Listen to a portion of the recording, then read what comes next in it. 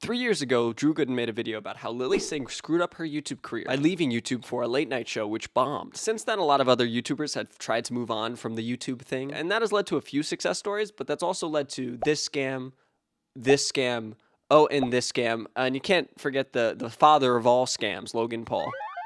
So it's safe to say that YouTubers tend to struggle when trying to leave the YouTube bubble, which is genuinely why what Emma Chamberlain has done is one of the most impressive feats in social media history. My business associate and I would like to shout out Drew Gooden for the inspiration of this video. Love your content, and yeah, let's get into the video.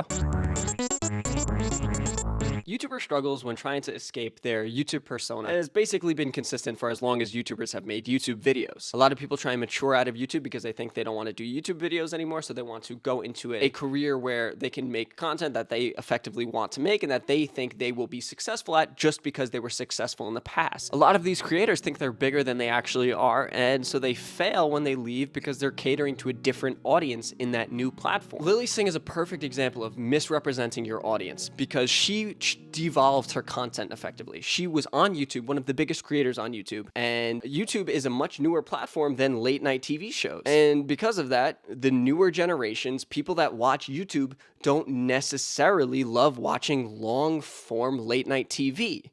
So it doesn't make sense that Lilly would try and go back in time to what was good once to try and make late night TV cool again, I guess. She lost a lot of the charm of her YouTube videos by doing that and misrepresented her audience. Emma Chamberlain never made this mistake. Even me back in the day, I loved Emma's videos for the relatability. It was just like hanging out with a friend on the internet, and YouTube thrives on this weird parasocial relationship that you build with the creators. Emma was literally the prime example of that. But every time I saw Emma implement brand deals, it was with the most care I have seen basically ever from a creator. Emma clearly took great time in figuring out what kind of things her audience would like to watch, and therefore connected with brands that would clearly cater well to her audience.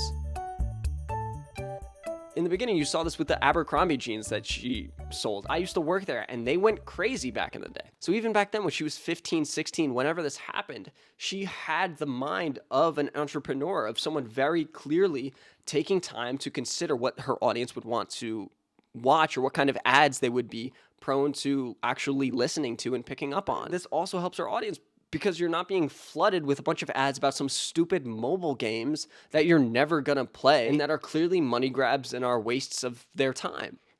Hello everyone, I'm stepping in here just to ask you all to subscribe. Thank you. Emma, in all her videos, Emma used to go thrifting and show off her clothing, do hauls and silly things like that. But of course, her audience is going to be interested in a pair of jeans specifically made by Emma Chamberlain or alongside Emma Chamberlain. Now, it's really important to note that Emma Chamberlain's audience, the demographic of it, kind of grew with her. Because for a lot of YouTubers, they continue to make content for young kids, no matter how old they are. And you can see this a lot with gaming YouTubers that make videos for kids that are 12, and then 3 years down the line, you go back to their YouTube channel, and you can clearly tell they're still making the same videos for young kids. It's just different young kids. But as Emma Chamberlain grew up, her audience grew up with her. And so the brand deals and the types of sponsorships that she took on reflected that. And that's when she started doing collaborations with coffee companies that eventually led to Chamberlain Coffee. And just like the jeans back in the day, of course her audience is gonna love a Chamberlain Coffee branded product because chances are 80% of them drank coffee anyway. So now it makes perfect sense for her to be happening to use Chamberlain coffee mix in her videos, and it won't feel intrusive like a lot of ads are. It won't take any time away from the viewers. They won't try and skip because it's just part of the video. And those are the best brand deals when they can be implemented perfectly without taking any extra time and the viewers will just watch. It's decisions like trying to figure out what brands to work with that seem so clear looking back, but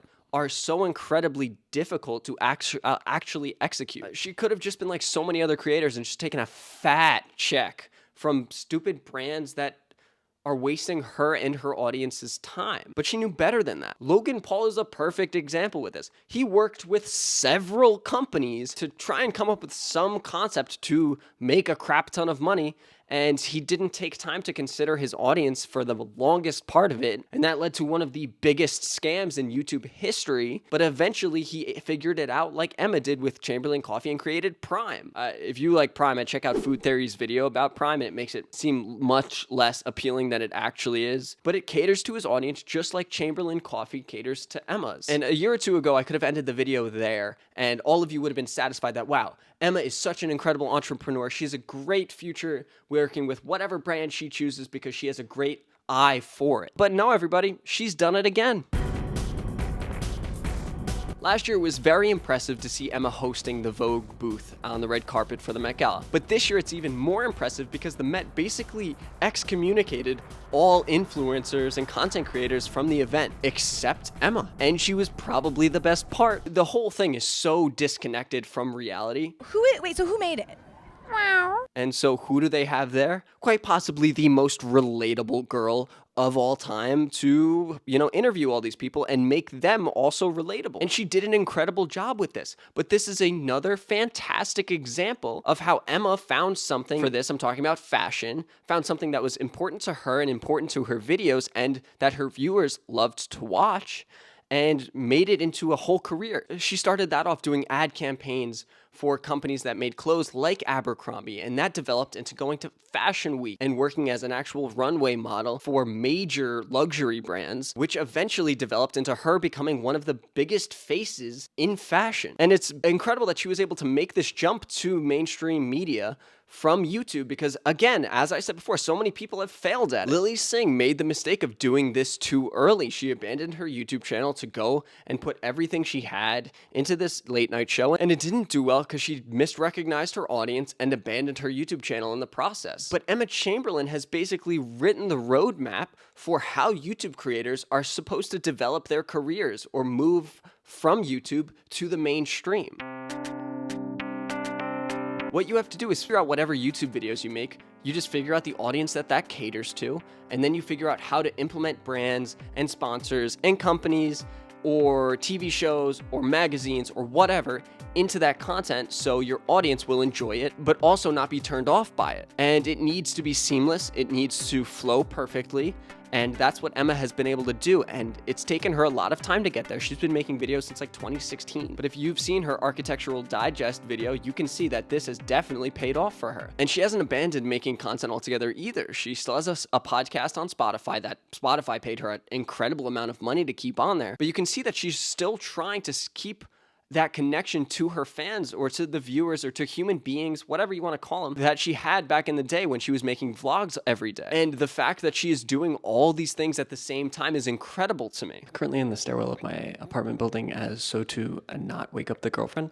But the point of what I was getting at with this video is that you have to take more time and care into figuring out how to leave YouTube or separate yourself from YouTube, because you have to pay a ton of attention to your audience and slowly make the transition like Emma did by implementing the advertisements well over time and taking her time to figure out exactly what to do and how to escape YouTube without completely destroying your reputation or entering into something that you're not necessarily prepared for or qualified for. That doesn't mean I don't think Lilly Singh is already successful or will be successful in the future, but I just think she is an example of someone who went into something that she wasn't necessarily ready to do, in my opinion. So if any young YouTuber or future entrepreneurs watching this, just study Emma Chamberlain, because what she has done is incredible, and there's a lot of ways to screw it up, but there's also ways to be successful. It's not all bad anymore. YouTubers are not nearly as taboo as they were back in 2019 or 2020, whenever Lilly Singh tried to be a late night host. Maybe I'm fangirling a little bit about Emma Chamberlain, but I'm very impressed at what she has been able to do, and you should be impressed too. So yeah, that's my video essay about why Emma Chamberlain is a boss-ass bitch. And I did just make a public Instagram and Twitter account. It's at BobleyLou on basically every platform. But yeah, thank you guys for watching, and I'll see you in the next one. Peace.